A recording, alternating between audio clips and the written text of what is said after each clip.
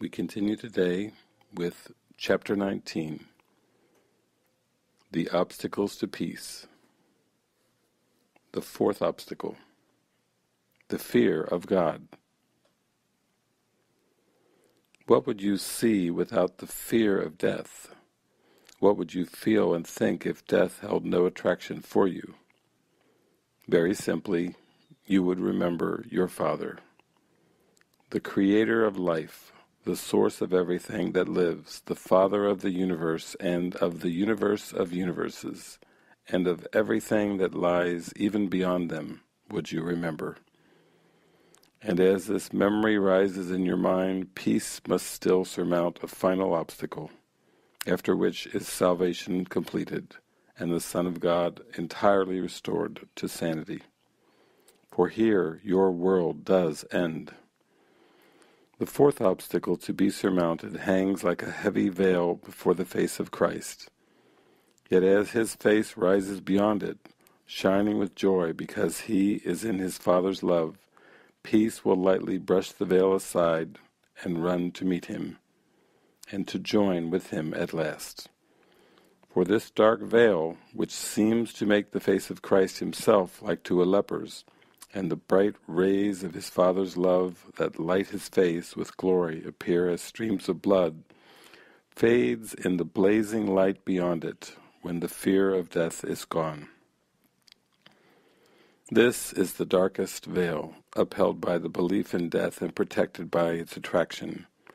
The dedication to death and to its sovereignty is but the solemn vow, the promise made in secret to the ego never to lift this veil, not to approach it, nor even to suspect that it is there. This is the secret bargain made with the ego to keep what lies beyond the veil forever blotted out and unremembered. Here is your promise never to allow union to call you out of separation, the great amnesia in which the memory of God seems quite forgotten, the cleavage of yourself from you, the fear of God, the final step in your dissociation. See how the belief in death would seem to save you, for if this were gone, what could you fear but life? It is the attraction of death that makes life seem to be ugly, cruel, and tyrannical. You are no more afraid of death than of the ego. These are your chosen friends. For in your secret alliance with them you have agreed never to let the fear of God be lifted, so you could look upon the face of Christ and join him in his Father. Every obstacle that peace must flow across is surmounted in just the same way. The fear that raised it yields to the love beyond, and so the fear is gone. And so it is with this. The desire to get rid of peace and drive the Holy Spirit from you fades in the presence of the quiet recognition that you love him. The exaltation of the body is given up in favor of the Spirit, which you love as you could never love the body. And the appeal of death is lost forever as love's attraction stirs and calls to you. From beyond each of the obstacles to love, love itself has called.